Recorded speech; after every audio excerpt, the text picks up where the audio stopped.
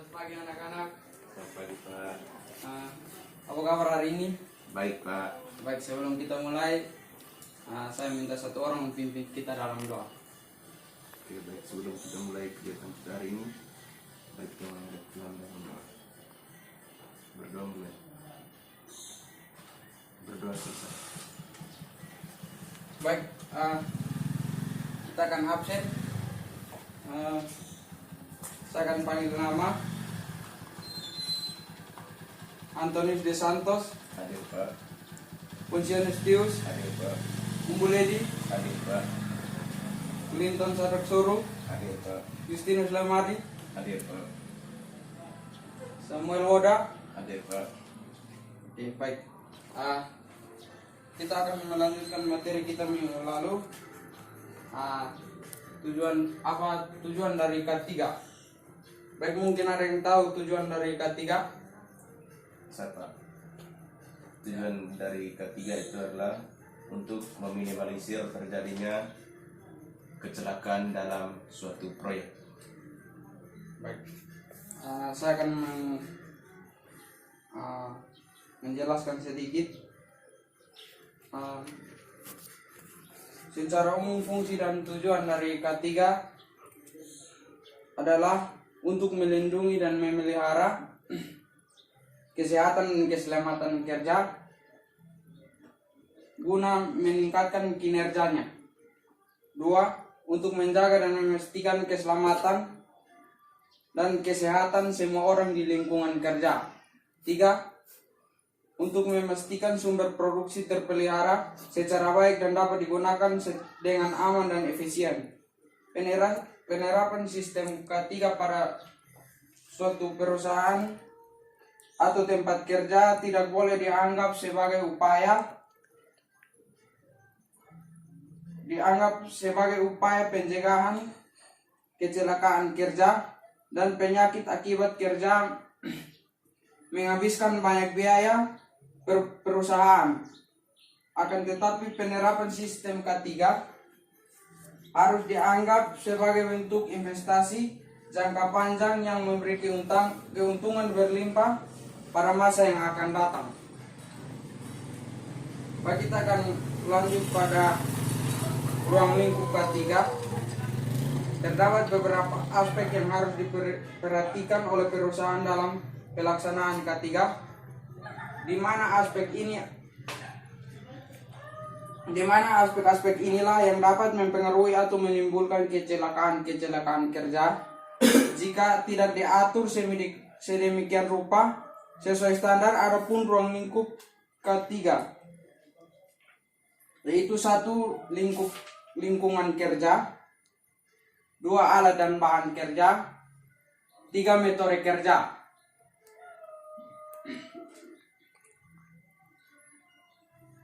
Yang pertama, ruang lingkup kerja merupakan lokasi tempat para pekerja melakukan aktivitas kerja.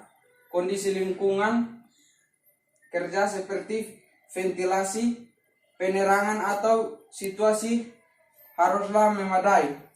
Hal ini untuk meminimalisir potensi terjadinya kecelakaan kerja jika kondisi lingkungan kerja tidak memadai, seperti penerangannya yang kurang pada jangka waktu tertentu, akan berdampak buruk bagi kesehatan mata pekerja yang akan menimbulkan penyakit.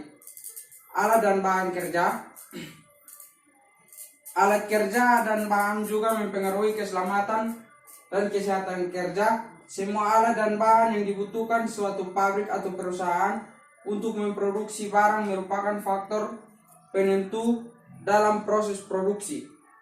Oleh karenanya, kelengkapan dan kondisi alat kerja dan bahan harus dicek secara berkala. Selain itu, bahan yang digunakan dalam aktivitas kerja juga harus diperhatikan. Misalnya penggunaan bahan kimia pada proses tertentu mengharuskan pekerja untuk menggunakan alat keselamatan guna meminimalisir potensi bahaya. 3. Metode kerja. Metode kerja atau prosedur kerja merupakan standar cara kerja yang harus dilakukan pekerja. Pembuatan SOP, standar operasional produser, pada suatu perusahaan dibuat agar pekerjaan yang dilakukan pekerja tercapai secara efektif dan efisien. Contohnya, mengoperasikan mesin atau produser pengguna APD, alat pelindung diri, yang sesuai standar. Dalam sistem manajemen ketiga, diatur beberapa batas maksimum jam bekerja dalam sehari untuk meminimalisir potensi resiko pada kesehatan pekerja. Adapun untuk jenis-jenis bahaya dalam ketiga dapat digolongkan menjadi 5 jenis, yaitu sebagai berikut. Yang pertama, 5 jenis yang perlu diwaspadai dan wajib diketahui keterangan lengkapnya. Bisa langsung simak. Yang pertama, kimia. Bahaya jenis kimia dalam ketiga biasanya terdapat pada bahan kimia yang digunakan dalam proses produksi. Bahaya jenis kimia ini terjadi pada kontak langsung oleh pekerja ataupun terhirup. Ada beberapa jenis bahan kimia tertentu yang sifatnya mudah menguap dan pada ambang batas tertentu dapat menimbulkan penyakit terhadap manusia. Contohnya, abu sisa pembakaran bahan kimia seperti plastik akan menghasilkan senyawa kimia berbahaya jika terhirup oleh manusia. 2. Fisika. Jenis bahaya fisika ini misalnya penggunaan akibat operasi suatu mesin yang menimbulkan kebisingan. Selain itu, suhu ruang yang terlalu panas ataupun terlalu dingin juga menimbulkan bahaya terhadap pekerja. Contohnya, gangguan pendengaran akibat terlalu lama terpapar bising pada situasi kerja,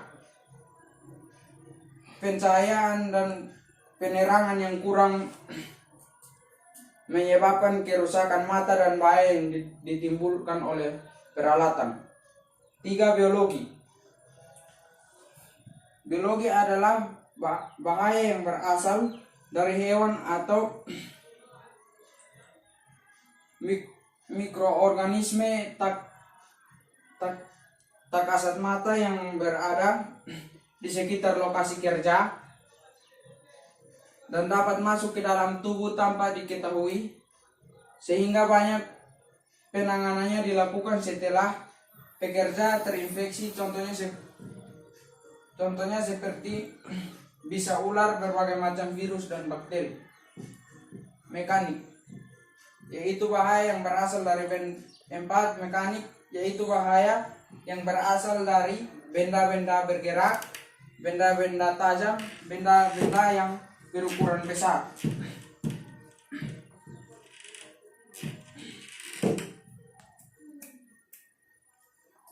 Lebih besar dan berat yang dapat menimbulkan risiko pada pekerja seperti tertusuk, terjepit, terhimpit, terpotong, tertabrak dan lain sebagainya. Yang kelima, yang terakhir, bahaya ergonomi. Bahaya ergonomi adalah bahaya yang berasal dari adanya ketidaksesuaian desain alat atau fasilitas kerja dengan kapasitas tubuh pekerja, sehingga pada kasus ini akan menimbulkan rasa tidak nyaman di tubuh, pegal-pegal, sakit pada otot, tulang, dan sendi. Contohnya gerakan berulang-ulang seperti membungkuk berdiri,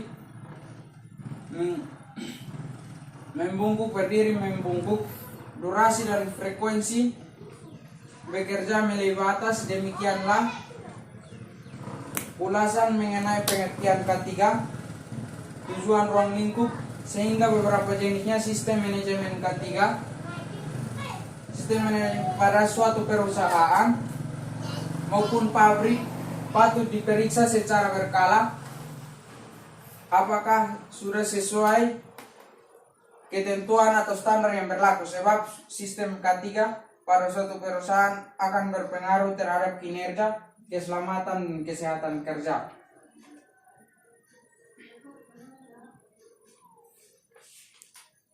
Baik,